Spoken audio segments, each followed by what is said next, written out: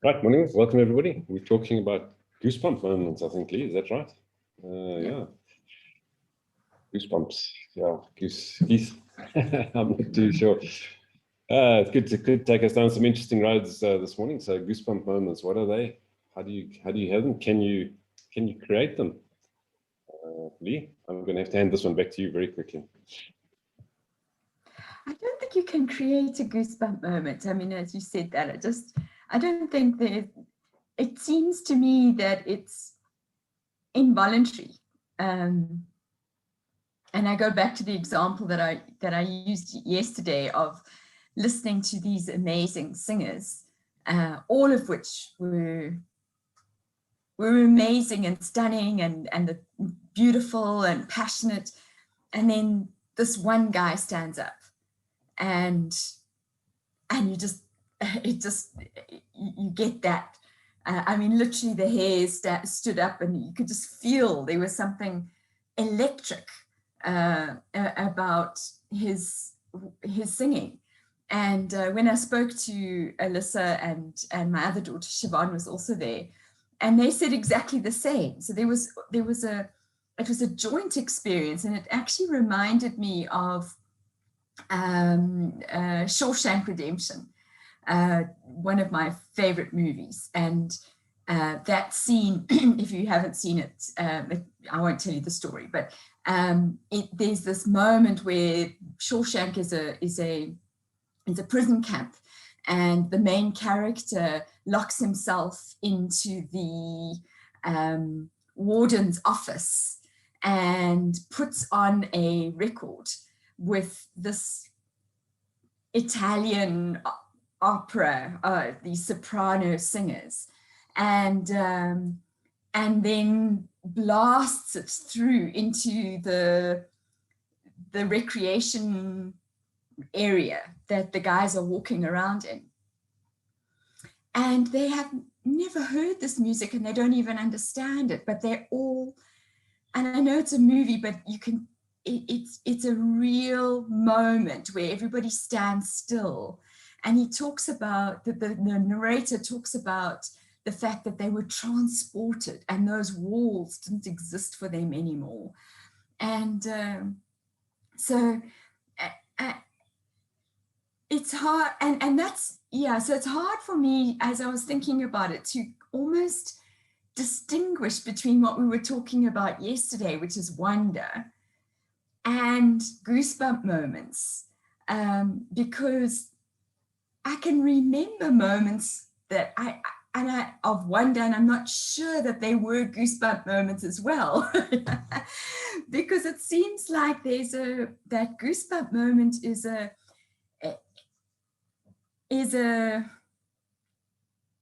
I'm sort of battling to find. It's because it's so, and you can't make it happen. It just is there. You can't climb a mountain and expect, oh, I'm going to have a goosebump moment now. You can expect to wonder.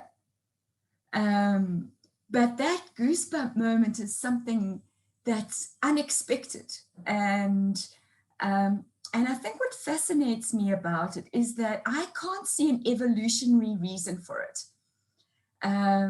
So it doesn't make sense in terms of our body and how our bodies work, but that somehow there is a spiritual element or a emotional element or a something that is beyond us that responds to something. And I'm trying to think what creates it. It's usually something of beauty. It's usually something of that's moving, and it could be a story as well. I mean, I've had goosebump moments listening to some inspiring or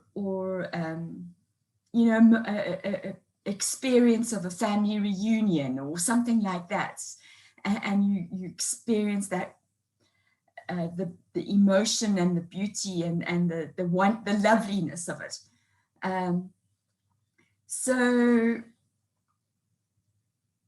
So when I was thinking about, because then I started thinking about BJ talking about goosebump moments and these being moments that basically change your life, which is quite different to what I've been saying now in terms of these involuntary moments where you experience something goosebumpy. and there was one, I mean, there've been many moments that have triggered a change or a different way of thinking and that have changed the direction of my life. But the one that I think about right now is I've often expressed in this group that I went to university, bright-eyed, bushy-tailed, changed the world. I specifically chose the university I went to because it was the only university in South Africa at the time that did journalism as a degree. So had my first lecture in journalism, found out there's no such thing as truth. All my little ideals dashed around my heels, sobbed into the phone to my mom, what am I going to do now? I'm at university. And so just plodded along, actually now lost, had no idea where I was going, what I was doing, and knew that I didn't have it in me to be a journalist. And I discovered linguistics. It was a third part of my English course in first year. I'd never heard of linguistics, had no idea what it was about, had this 1/3 and just loved it, and I was good at it. So I just it wasn't a goosebump moment, it was just, I instinctively just followed that path, and so majored in linguistics, not in translation, but in study of language. And then finished my degree, and then what? What do I do with English and linguistics as my two majors? and I must tell you, I went on to study, I did a master's in linguistics, and my joke about myself is I am now highly qualified to do nothing. So, but there was a moment at the end of my third year when I now needed to look at what else I was going to study, where I was looking at the notices in the linguistics department on the notice board, and there was just this little slip of paper that spoke about an honors program in English second language teaching. And honestly, that was a goosebump moment. It was unexpected. I had no idea that was something that would connect with me. And it just lit something up in me. And so that's what I did. Loved it. And certainly that's how my career started. Came out of university, went into community development using English second language teaching as a tool. So yeah, that was a life-changing goosebump moment that directed my path. And of course, linguistics is still something I love, and language is something I still love. So that is me. Please share your stories. Thanks, Lee. Yeah, it is interesting. And, I think you spoke about, you don't think it's something you can create, but somehow others manage to create it for you. The question is whether it's intentional or not, I suppose. So Ed, you better see if you can unravel all of this for us. Yeah, I think I'm going to unfortunately burst Lee's bubble, because she spoke about magic and spirituality. In fact, goosebumps are what they call a vestigial reflex. And it's all to do with piloerection. And what would happen, for example, an ape would be frightened, and therefore its hairs would stand on end, and it would make it look bigger. And the same thing would happen if you're a porcupine, for example, or if you're a sea otter and you saw a shark, your hair would stand on end and make you look bigger. Or if you were cold, your hair would stand on end, and therefore you'd be better insulated. Of course, our hairs are too far spaced apart to be any use standing. Yeah, I'm talking about body hair, not head hair. So it's a vestigial reaction. And what's interesting, and I think sort of Lee kind of touched on it very early on, it's most prevalent when we hear music.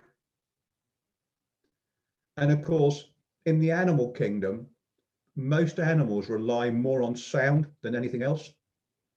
So that's why it triggers our vestigial reflex. And having said that, I don't really get goosebumps very much. So I kind of think perhaps I've evolved, beyond the apes. But it is music that gives me, Lee's just said something about the difference between hair standing on end and goosebumps. They're the same. They're exactly the same mechanism. And goosebumps are caused by cold, fear, or excitement. The same reflex is the same. But yeah, music for me has given me goosebump moments. And I can remember my first ever musical goosebump moment. And it was hearing a song called Perfect Day by Lou Reed. And I must have been in my, I might have just about turned 20 then. And I can still remember the impact that song had on me. And I think the last song that had that impact was a couple of years ago when I heard a song by a totally unknown artist, actually, Lindsay Beth Harper, and a song called Take It All. So if you get a chance, just go on YouTube, look at Lindsay Beth Harper, Take It All. I think it's a beautiful song. And it just touches me. But I do have huge emotional moments that I would equate as being goosebump moments. I remember one time I was struggling up a gorge in the Kalahari.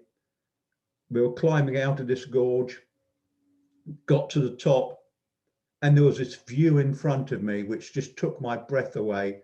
And I just stood there and I cried. And there's been a French guy in front of me, and he'd also stopped. And I turned and looked at him, and he was crying. And yes, I will write the song in the chat. And he was crying, and we we just sort of met eyes. And in that instant, that was a goosebump moment because we were connected, because we understood each other, even though he was French, I was English, and we didn't speak the same language.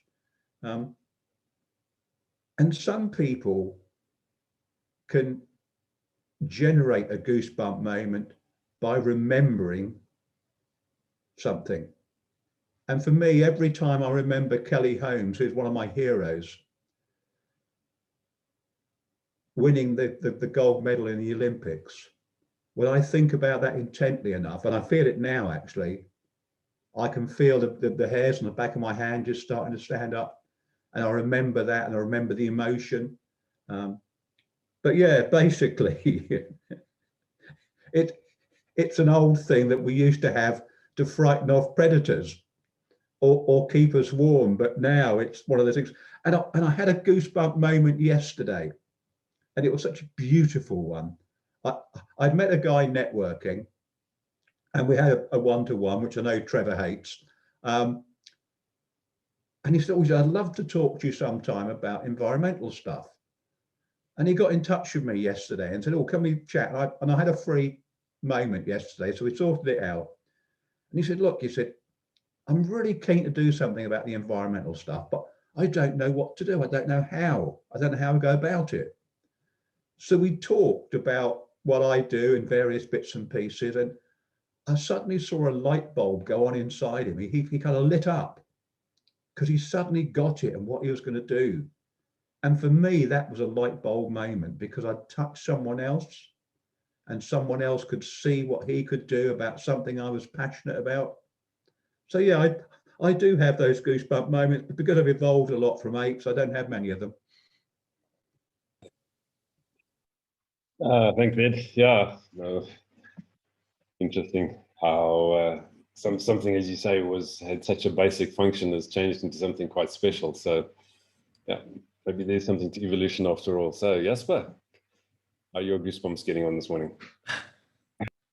I actually struggled with this topic because you immediately understand what is that goosebump moment, but it's not the kind of thing that you reflect on and debate on and have an opinion on. And I'm more inclined to be like Ed and just quickly change the subject from a goosebump moment to a light bulb moment.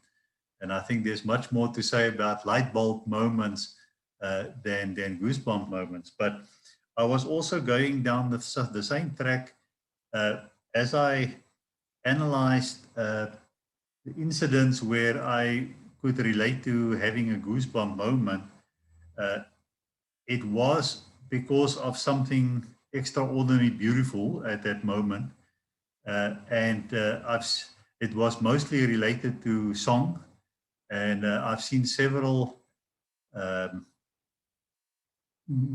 videos of flash mob events where people just spontaneously start singing, and one by one the instruments come together and the song just build and build and build. And so a lot of planning went into it, but for me experiencing it at that moment for the first time, it was a goosebump moment. And then I told you yesterday that I loved watching the Voice and Idols and see how they discover talents, but it's mostly about the story leading up to the person singing, and then it all comes together, and that creates some teary-eyed and goosebump moments. And also I remember books that I've read, mostly an author, Francine Rivers, that writes on what shall I call it, but very motivational upliftment books. And she's got an incredible ability to more or less pull you into the development of the character and create these moments. And then, like Lee said, even some speakers, sometimes you just have a speaker who just takes you along and creates it. But it all boils down to sound. And then, so Ed gave us the scientific reason there, but I think we are all beings that I believe we vibrate at certain frequencies.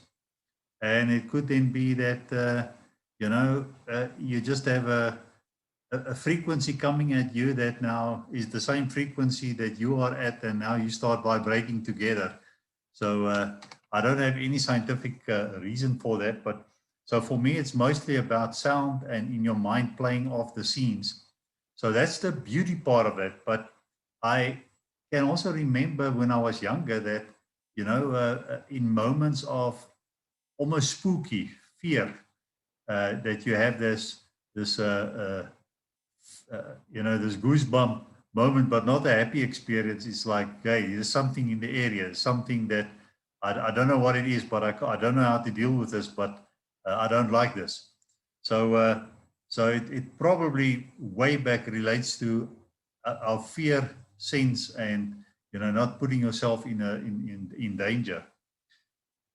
Yeah, so I don't have too much to say. I look forward to the light bulb moments that we discussed that at one stage, and how that impacted our lives. Because I don't think goosebumps moments impact my life, except, and especially on the beauty side, is that it's just a nice moment in time that you feel good about being alive, and that you can experience, and it's even better if you can share it at that time with a family member or a friend. But so that's my contribution.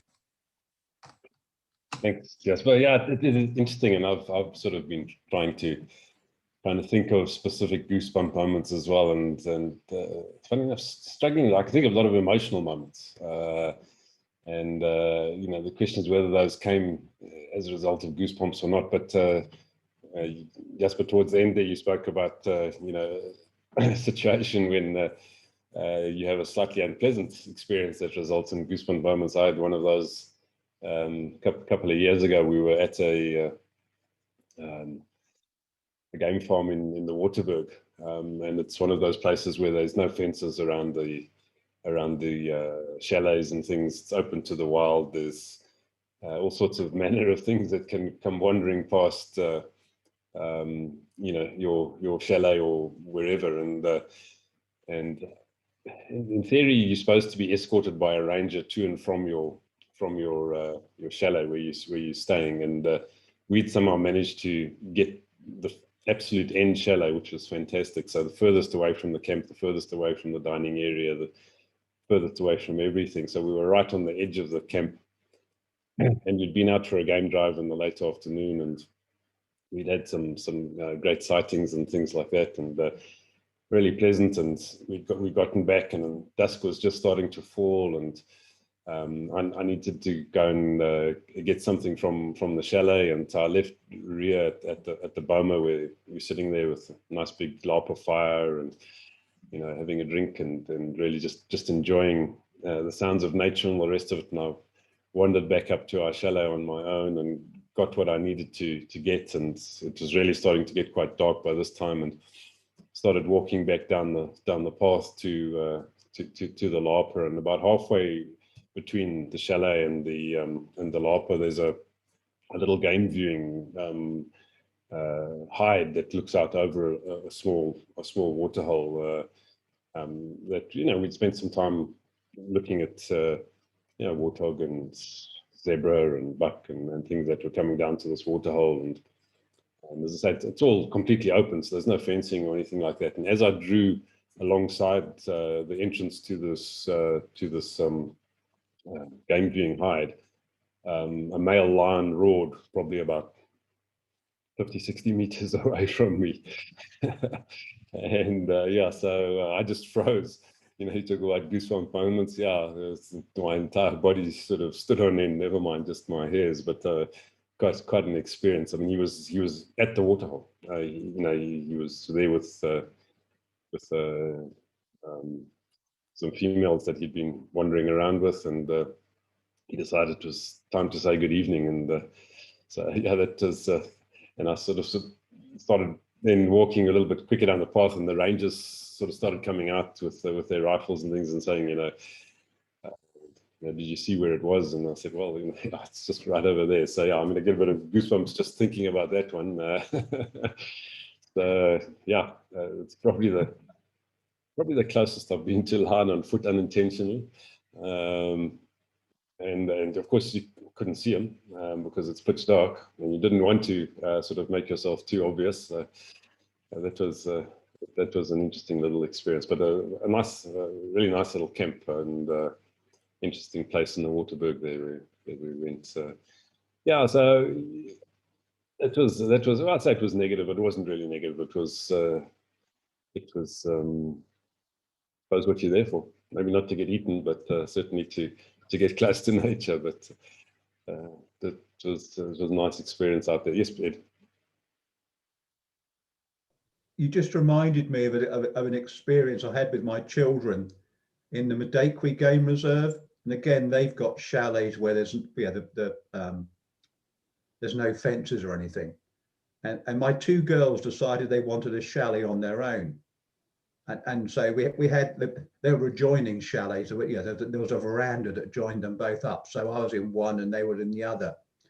And in the middle of the night, there was this really powerful sound. I'm not sure what it was. It was probably just a bird, but it was a really eerie sound, followed by this massive bump.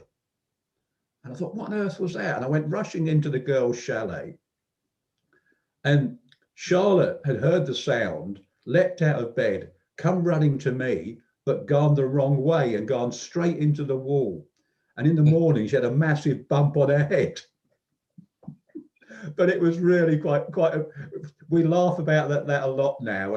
And also the thing the children loved the most was actually the shower, because you had to heat your water in a I think the thing they called a donkey engine, I think. And then you put it in a bucket and then pull the bucket up, and then you just tip the bucket and you got wet. And they just loved that. I thought, well, I've taken them all this way, spent all this money, and all they want is to throw a bucket over their head.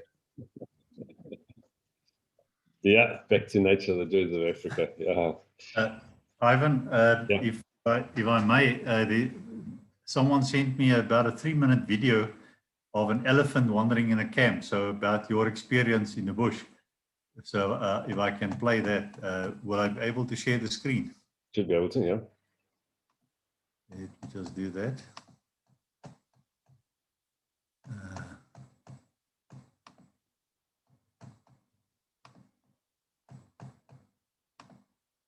To find vegetables and so on. And Yeah, lo here he and behold, comes. there he comes. Yeah, He's there a he decent-sized elephant bull. So you were trying to keep him out by position. Positioning your vehicles in the way you had done so. Oh, it was just And that's where chance. you've That way. taken it away from We us, put just them trying to like pick that, that, yeah? and That's then good. heard about it, and I thought, okay, they're always going to go past us now. Yeah. But Well, the everyone's change looking is, quite relaxed at the moment. yeah. An elephant is, what, is he looking for some food? Has he actually been in before, or was this the first time? No, we just arrived that day. We hadn't seen him before. Okay, well, he's a decent-sized fellow, and we'll notice in a moment when we can see, I'm thinking this is you on the chair shortly coming up in frame. Is that going to the two of be us. in a moment? There we go. That's you with Yeah. the hat on? That's I just got, yes, that's right. That's me with a lion on my chest. I think that's what kept him in at bay. That bag there, the elephant's picking up, is just a bag of rubbish, a bag of tins or But, yeah, something? that's right, rubbish bag. And just now he'll pick up one of my jackets, which I value, and treat it with disdain. Okay, now, Mike, we're going to pause it here in a second. Just give me one more second. How are you feeling right there? Right there, Mike. Yeah, I was feeling okay. You know, we decided not to move because we thought that might startle him. And I just breathed slowly and deeply and hope he didn't drink my gin. Well, you're looking very relaxed. The gentleman on your left, is he as relaxed as you? I think so. I think you did the right move by just sitting very still, because very sudden movements can cause them to react in a certain way. So by his behavior, he's looking very relaxed here. This is your jacket moment, am I right? Yeah, that's right. Very inquisitive, sniffing and smelling. He clearly wants to try and grab something. Jacket's not interesting. He comes back again for a second round, and now your heart rate has increased a little bit more at this point. Yes, I wasn't taking my pulse, I can tell you.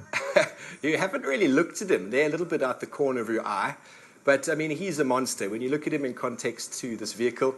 And then this lady here, the blue hat, she looks a little bit more concerned than you did. Yeah, no, she was a bit more nervous than we were. And I think what offended her was that he was fiddling with her son's truck and later with his tent, and that upset her a bit. Yes, well, he's definitely looking for something, and everything here so far seems to be locked away in sort of storage containers or locked fridges and all that. So he hasn't yet found anything, but his very keen sense of smell, she's looking a little bit worried. Did you pour her stiff gin and tonic after that? Yeah.